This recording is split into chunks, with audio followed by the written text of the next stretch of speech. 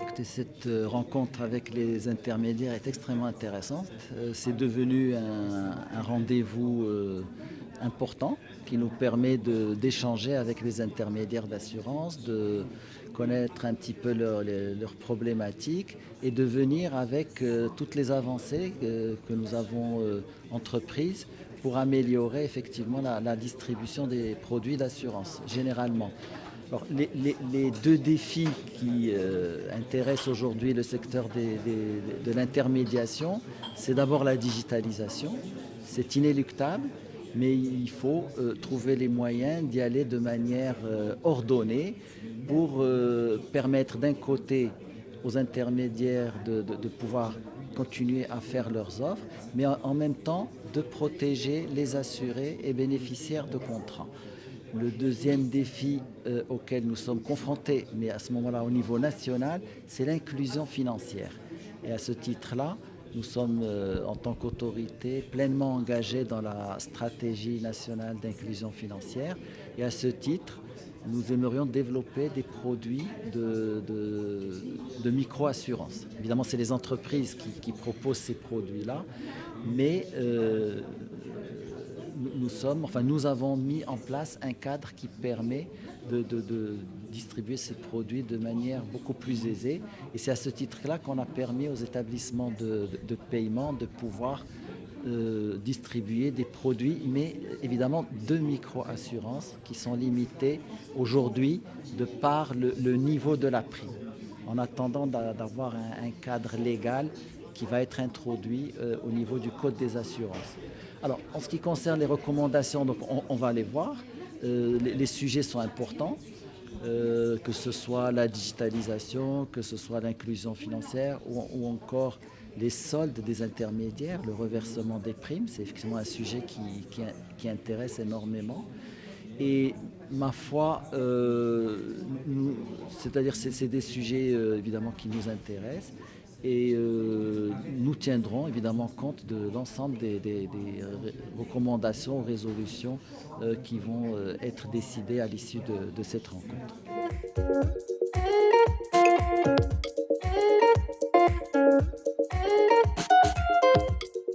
Effectivement, écoutez, nous, ça fait des années qu'on a pris le sujet à bras-le-corps. On a fait une proposition, mais à l'époque, nous étions au ministère des Finances.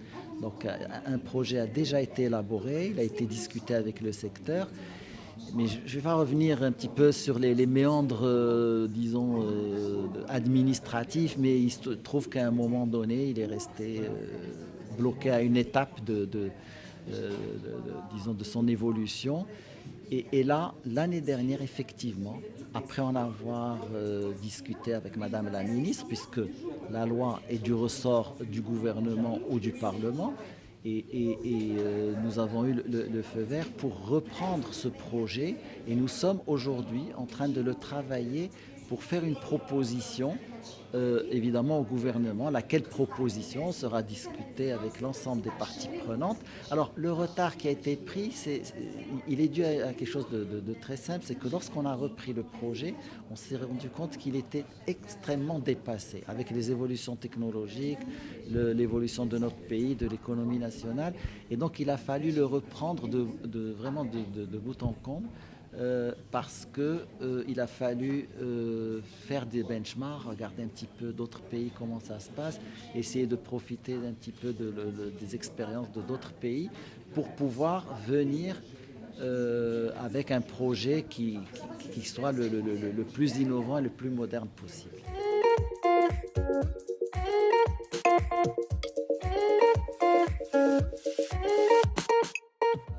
La digitalisation de l'attestation d'assurance, pour la petite histoire, c'est un projet qui a été initié par la CAPS. C'était du temps de M. Bouvrek et on était venu avec ce projet.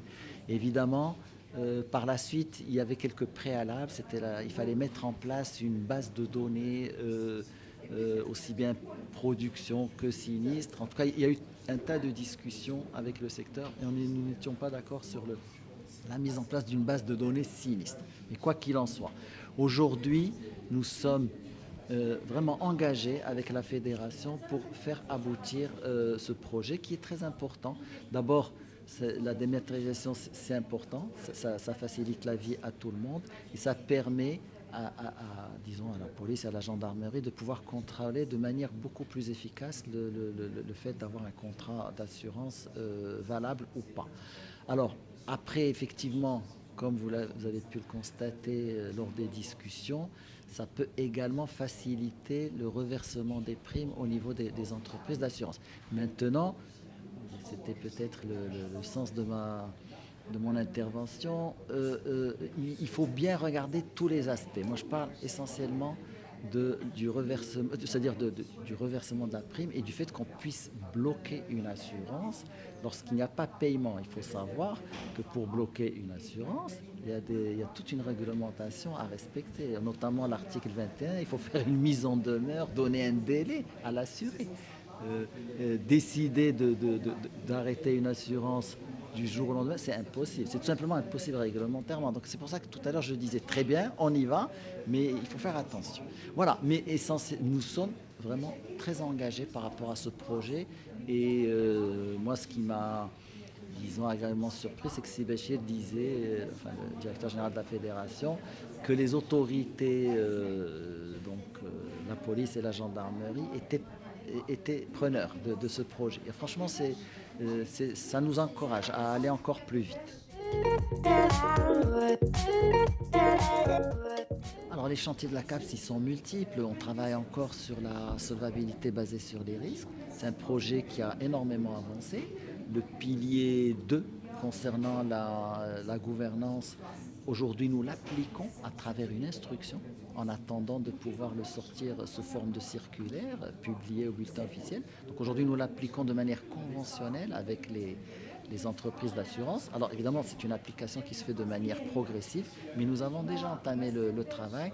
Il reste l'aspect quantitatif, c'est le pilier 1. Évidemment, c'est celui qui pose le plus de problèmes parce que les entreprises, évidemment, elles font et refont leurs calculs, mais nous avons bon espoir qu'on puisse probablement d'ici la fin de l'année prochaine de pouvoir aboutir à un projet définitif. On a encore quelques ajustements à faire. On va probablement mener une étude d'impact, une troisième étude d'impact. On en a déjà fait 2, mais l'idée c'est de faire une étude d'impact avec des données actualisées. Et c'est ce qui nous permettra de mettre en place les seuils qu'il faudra, enfin de fonds propres qu'il faudra mettre en place face à l'ensemble des risques. Mais j'aimerais vraiment rassurer à ce niveau-là. Les études d'impact qu'on a effectuées permettent de nous assurer que l'ensemble des entreprises aujourd'hui auront les moyens de passer ce cap sans trop de difficultés. Moyennant évidemment peut-être quelques délais dans la mise en application.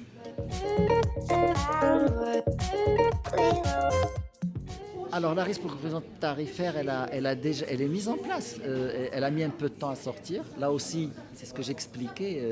Le projet a été transmis il y a de cela longtemps.